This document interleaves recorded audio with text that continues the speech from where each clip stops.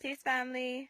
All right, so a white feminist reached out to me and she told me she thought I was very powerful, and basically she tried to persuade me with compliments to be a part of the feminist movement. She said she thought I was fighting the wrong cause and that sexism was worse than racism because women have always been discriminated against, have always been oppressed, have not had the same equal rights as men no matter what the race, and she thought I would be a major asset to the movement. And so I want to go ahead and address this so everybody knows where I stand when it comes to feminism, especially black feminism. Black feminism branched from white feminism, which initially had absolutely nothing to do with the black man or the black woman.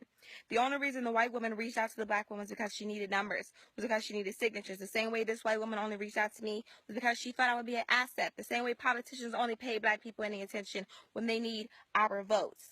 Okay, so the white feminism, it had absolutely nothing to do with us. It had everything to do with the white man not treating the white woman right. It had everything to do with the white woman not having the same equal rights as the white man.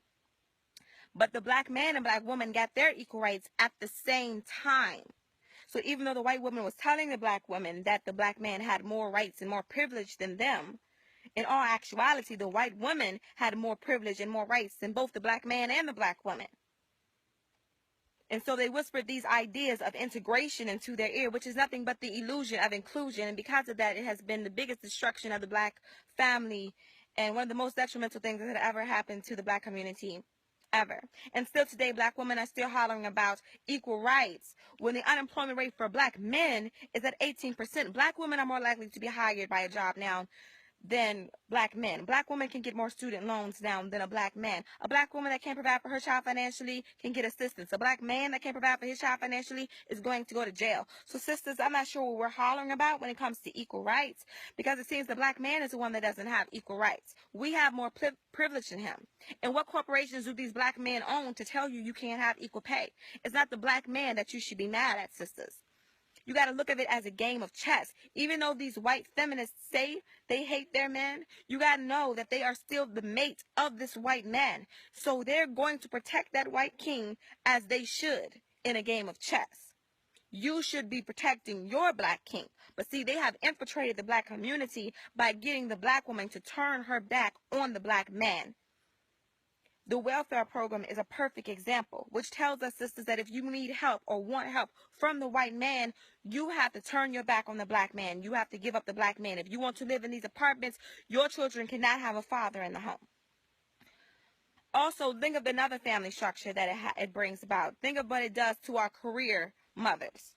Okay, now they say that the most educated group of people in America now is the black woman, and I love that. But so many of our sisters now have these careers and have these degrees, and all of a sudden they don't see value in the black man. They don't need a man. They don't want a man. And so a lot of them don't want families. They don't want to reproduce, or they wait until they're no longer fertile to try to reproduce and have complications in their pregnancies. Or they already have children, but they don't spend any time with them because they're always working. It used to be the man would be the one providing for the family, and the woman would stay home and teach and nurture the children. And together they would raise the children. Now children aren't being raised. They're just being maintained. Putting a roof over their head, feeding them and clothing them, that's maintaining a child like a pet. That's not raising them. You understand? And so that is a really big issue when it comes to the black family. And all of that came about from this feminism shit. Another thing that this feminist thing has done is this Planned Parenthood thing. Planned Parenthood is formerly known as the Negro Project, and the founder of the Negro Project was a woman named Margaret Sanger, which was a racist woman that said black people are like human weeds that need to be exterminated. And now these Planned Parenthood clinics are concentrated in predominantly black urban areas, and the majority of the abortions done in America are done by black women.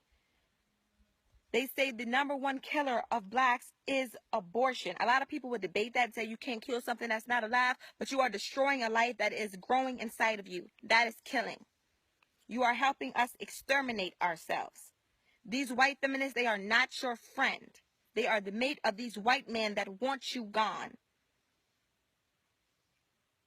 And think of also what it does to our children that are growing up without fathers in the home. Think of our daughters that don't have fathers, and so they go out here and they do everything they can to get male attention. A lot of times that brings them back into the welfare program as single mothers themselves. I'm not saying that's always the case, but it's too common for us to ignore. Also, think of our young brothers. I'm not even going to address homosexuality. Let's talk about those brothers that whose mothers don't know how to discipline them correctly. They don't have fathers. They're not being taught any type of manhood either. And so they go into these schools. The teachers don't know what to do with them. So they throw them in special ed. And we all know special ed is nothing but a holding cell for black boys until they're old enough to go to jail. That's all that is. It is one of the most detrimental things that has ever happened to the black community, and I will not stand by it. One more thing that I want to address is this damn campaign that tells sisters, love your body regardless of what a man thinks. It ain't got nothing to do with the man, the way you treat your body. You understand? They praise and glorify obesity in the black community, but they don't do that in the white community, only in the black community. And now the leading causes of death for black women are diabetes, heart disease, stroke, and cancer. They tell you to love your body, love the skin you're in. Don't let no man make you not love your body. But they don't tell you to love yourself enough to eat right. They don't tell you to love yourself and have enough self-respect for yourself to not kill yourself by what you're shoving down your throat. You get what I'm saying? These white feminists, they're not your friend. They're not your friend. And I do not stand by any of it. I refuse to turn my back on the black man to hold hands with some white chick. The war on our black man has been insane. Has been insane. They have done everything they can to destroy the black man, to destroy the image of the black man. They want you dead. They want you gay. They want you incarcerated. And they want us to see no value in you. And I'm not supporting that feminism shit. I'm just not. I really am not. And it was an insult to me that somebody would even approach me with that shit. It was an insult to my intelligence. It was an insult to my loyalty to the black community. It was an insult to the black man. And if you're insulting the black man, you are insulting me because we are reflections of each other. It was an insult to my ability to think for myself, because a lot of these black feminists, not all of them, but a lot of them, they just don't think for themselves. They're just listening to what white people are telling them about black men. They are listening to these celebrities that are telling you that girls run the world and we don't need men, while all the while they're sitting at home married to one. They're watching these television shows where all of these black women are single and yet they're successful. Yeah, I think for myself. I don't need this programming. It was an insult. It was an insult. So, yes, no, I would never, ever be a feminist. I stand by the black man, and I love my black man, and I would never, ever turn my back on him. And that's pretty much all I have to say about that. Now you know where I stand with feminism. Hopefully nobody will ever ask me to be a part of that movement ever again.